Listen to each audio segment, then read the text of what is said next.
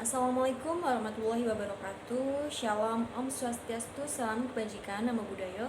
Perkenalkan, nama saya Aisyah Rara Maharani dari kelas Manajemen 22B dengan NPM 2241169 untuk mata kuliah Manajemen Keuangan. Di sini saya akan membacakan materi mengenai manajemen produk. Manajemen produksi merujuk pada suatu penataan proses pengubahan bahan mentah ke dalam sebuah produk sehingga produk tersebut mempunyai nilai jual. Sebagai bagian dari bidang manajemen, pengaturan produksi diperlukan agar perusahaan dapat mencapai tujuan bisnis, terutama untuk menghasilkan barang dan jasa sesuai perencanaan. Lewat manajemen produksi, perusahaan berupaya mengaplikasikan konsep manajemen pada proses produksi. Dengan begitu, proses produksi dapat menghasilkan barang dan jasa sesuai spesifikasi, waktu, dan jumlah yang ditargetkan. Tetapi berbiaya minuman, pengertian manajemen produksi lainnya berfokus pada suatu proses yang terdiri atas perencanaan, organisasi, target atau arah, dan penyelenggaraan kegiatan produksi. Tujuan akhir yang ingin dicapai adalah mengubah bahan baku menjadi produk jadi bernilai jual. Bisa dibilang, manajemen produksi menyatukan 6M, yaitu man, money, mindset, materials, metode, dan market. Tujuan manajemen produk. Setiap prosedur harus memiliki tujuan. Tujuan dari manajemen produksi adalah sebagai berikut, yaitu meliputi 1. Kontrol sumber daya semaksimal mungkin untuk tugas-tugas yang ada.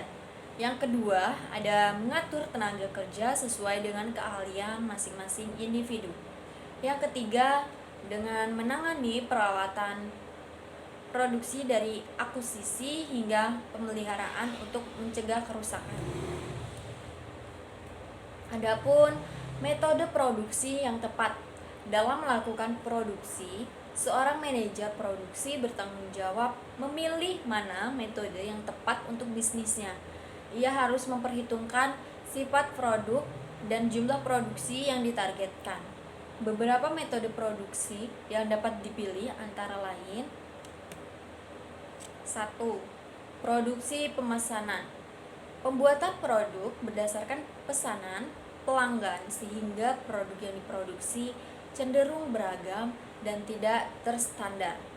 Ciri metode produksi ini adalah adanya pasokan besar komponen ke pabrik.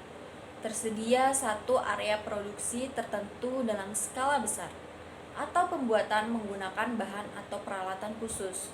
Yang kedua itu ada produksi batch, berkaitan dengan pembuatan produksi secara berulang.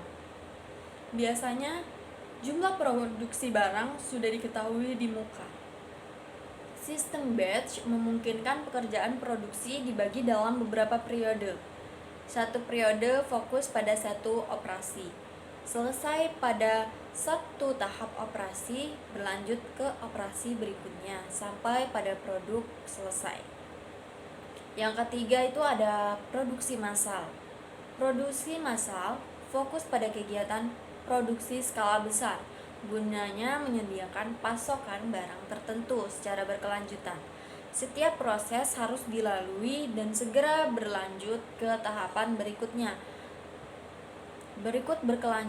Produksi berkelanjutan cenderung berjalan progresif. Artinya, produk terus melalui beberapa tahap hingga didapat produk akhir. Kemudian saya akan menjelaskan mengenai aspek manajemen produksi. Ada 3 hal yang termasuk ke dalam aspek manajemen produksi, yaitu yang pertama, perencanaan produksi. Perencanaan ini dilakukan untuk memastikan proses produksi berjalan efisien. Pilihan awal harus dibuat sebelum perencanaan dapat dimulai. Misalnya memilih supplier, jumlah bahan baku, dan kualitas produk.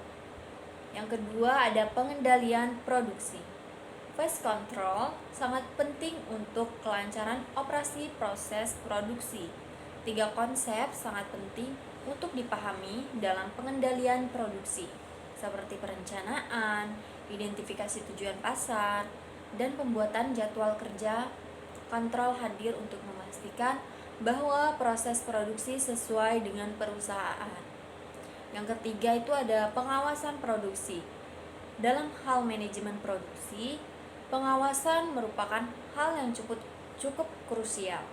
Proses industri tidak dapat berjalan sesuai rencana tanpa pengawasan yang memadai. Tujuan dari pengawasan ini adalah untuk memastikan bahwa proses manufaktur memenuhi tujuan dasar perusahaan, dimulai dengan waktu yang dialokasikan untuk anggaran yang telah dibuat perusahaan. Kemudian, apa saja ruang lingkup manajemen produksi? Setelah memahami pengertian manajemen produksi, mengetahui jenis dan fungsi produksi, apa saja ruang lingkup manajemen produksi? Yang pertama itu terkait desain.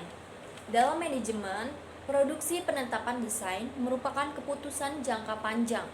Keputusan ini mencakup banyak hal terkait produk yang akan dibuat, antara lain seperti pemilihan desain, pengadaan material, metode pembuatan, dan alokasi pembuatan.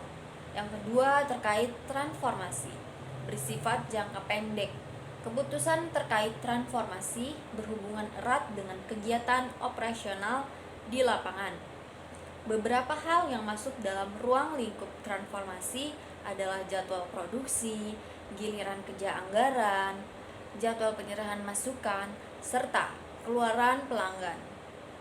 Yang ketiga terkait perbaikan. Kebijakan terkait perbaikan umumnya berlangsung terus-menerus dan berkesinambungan. Maka, pengambilan keputusan perbaikan biasanya dilakukan rutin. Beberapa kegiatan yang termasuk dalam ruang lingkup ini adalah perbaikan berkelanjutan atas mutu keluaran atau output, efektivitas dan efisiensi sistem, pemeliharaan mesin dan sarana kerja, kapasitas dan kompetensi karyawan, serta perbaikan terus-menerus pada pengerjaan produk atau metode lainnya. Mungkin itu saja yang dapat saya sampaikan.